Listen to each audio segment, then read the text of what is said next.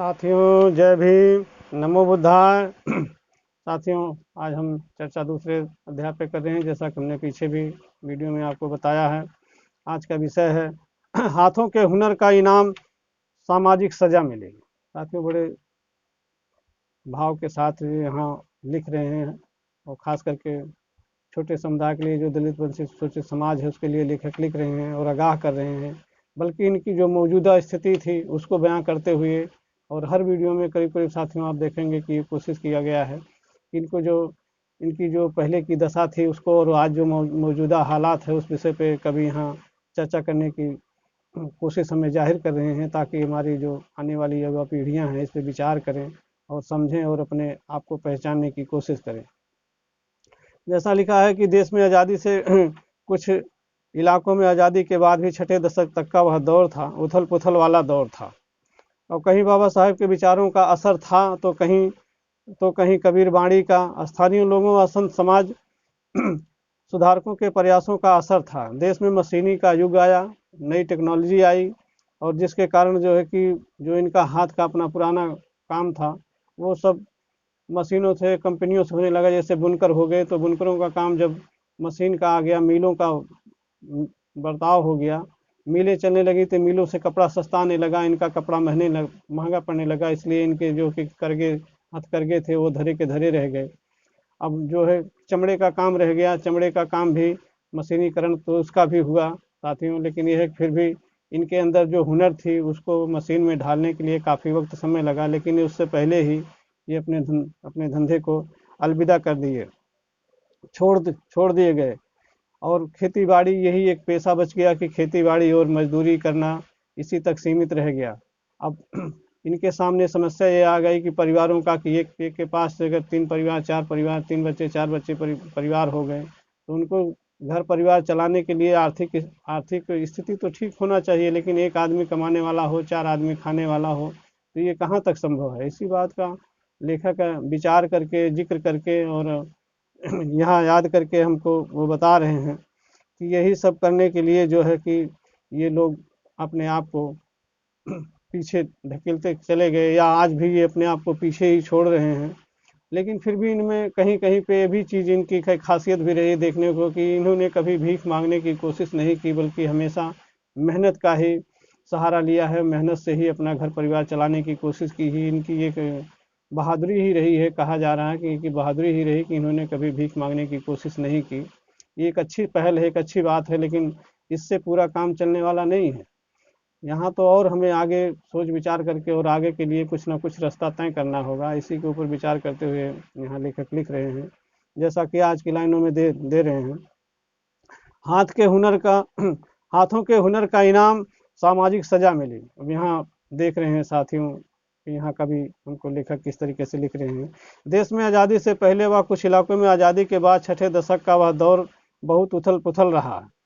कहीं बाबा साहेब के विचारों का असर था, तो कहीं कबीर बाणी, स्थानीय संतों व समाज सुधारकों के प्रयासों का असर था। देश में मशीनी युग व नई टेक्नोलॉजी के प्रवेश का दौर था। हमारे घरों के हथकरघे व चरखे बेकार होते जा रहे थे, क्योंकि कपड़ा मिलों का माल ज़्यादा सस्ता था।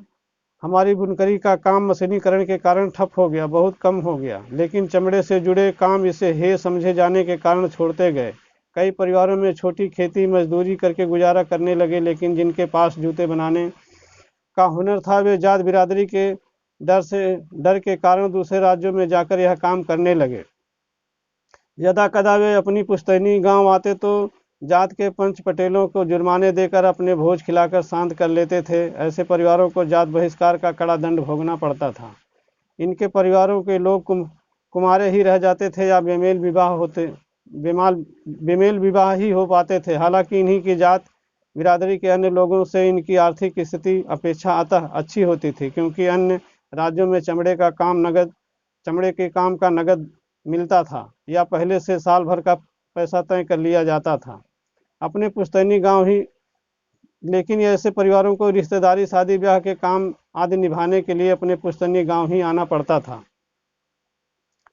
जहां इनकी सामाजिक स्थिति मरे जानवर से भी गई गुजरी थी। बस इनका जुर्म इतना था कि अपने पुश्तैनी काम चमड़े से जूते बनाने को छोड़ने पर अन्य विकल्प नहीं था, और परिवार को दर दर की ठोकरें खाने को मजबूर करने के बजाय अपने इलाकों से बाहर दूसरे इलाके में जाकर काम किया। बच्चों का पेट पाला, जीवन स्तर ठीक रहा, बच्चों को पढ़ा लिखा कर पैरों पर खड़ा किया। इनका जुर्म बस इतना था कि इन्होंने भीख नहीं मांगकर स्वाभिमान का काम किया। साथियों, यहाँ लेखक अब एक छोटे से पंक्ति के द्वारा हमें बताने की कोशिश कर रहे हैं कि कुछ ऐसे भी थे कि जो अपना काम पेशा अपना नहीं छोड़े, वो अपने गांव देश से छोड़ के शहर और दूसरे प्रांतों में चले गए और वहाँ अपना काम शुरू किया। हालांकि गांव-गांव में गांव अपनी मातृभूमि होती है, वहाँ लौट कर उनको आना पड़ा और आते थे शादी ब्याह करने के लिए अपने आते थे, लेकिन उसको गांव के लोग उनको हे निजर से देखते थे, उनके शादी ब्याह में प्रॉब्लम होती थी।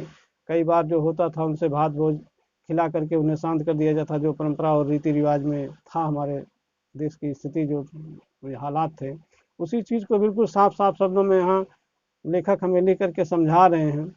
लेकिन कुछ उसमें से कामयाब भी हो गए, जो बाहर निकल गए, अपने बच्चों को पढ़ा लिखा दिया या उस कार्य धंधा को बदल करके पढ़ाई लिखाई के द्वारा और इन्हें दूसरे अवसरों में इनको अवसर मिला। तो कुछ ऐसे भी रहे हमारे साथियों, हमारे समाज के में, जो कि उन्होंने एक अच्छा जीवन भी जिया है। इसलिए यहाँ कवि हमको बार बार सचेत कर रहे हैं कि ऐसा जीवन जीने के लिए इसको है नहीं समझाना है, बल्कि हमें अपने घर परिवार का जो आज मोह से बंधा हुआ, वो न शहर जाने की कोशिश करता है, न विदेश जाने की कोशिश करता है, इसमें वहाँ तक की सोच नहीं है। लेकिन जबकि बाबा साहब ने बार बार हमें इस चीज़ की प्रेरणा दी है कि शिक्षित बनो, संगठित रहो, संघर्ष करो। तो संघर्ष जब तक हम नहीं करेंगे, और संघर्ष अपने घर में ही खाली रह करके हमें उसको अवसर ढूंढना होगा, हमें अवसर के साथ काम करना होगा, तभी जा करके हम एक अच्छा प्लेटफॉर्म चुन पाएंगे। इसी चीज़ की हमें लेखक सलाह दे रहे हैं। तकरीबन तकरीबन साथियों, हर वीडियो में आप लोगों से बढ़िया अपेक्षा मुझे मिल रही है। और एक चीज़ के लिए मैं माफ़ी चाहता हूँ कि जितने सारे कमेंट आ रहे हैं, मैं उन कमेंटों का रिप्लाई नहीं दे पा रहा हूँ साथियों, मैं उनको रिजर्व पुनः उनको जवाब नहीं दे पा रहा हूँ। लेकिन उनको बहुत बहुत मेरी तरफ से साधुवाद है, बहुत बहुत उनको नमन है, जिन्होंने कमेंट किया है। और अच्छा प्रोग्रेस है, वीडियो बढ़िया तरीके से लोग देख रहे हैं, शेयर कर रहे हैं, मुझे भी खुशी मिल रही है। लेकिन मैं उनको रिप्लाई नहीं दे रहा हूँ। कृपया कमेंट करने वाले साथी अपने मन को ना मोड़ें और ज़्यादा से ज़्यादा वीडियो को देखें साथियों। इसी के साथ इस अध्याय को बंद करते हुए मैं आगे दूसरे अध्याय पे फिर आपसे चर्चा करूँगा। तब तक के लिए साथियों, जय भीम, नमो बुद्धाय।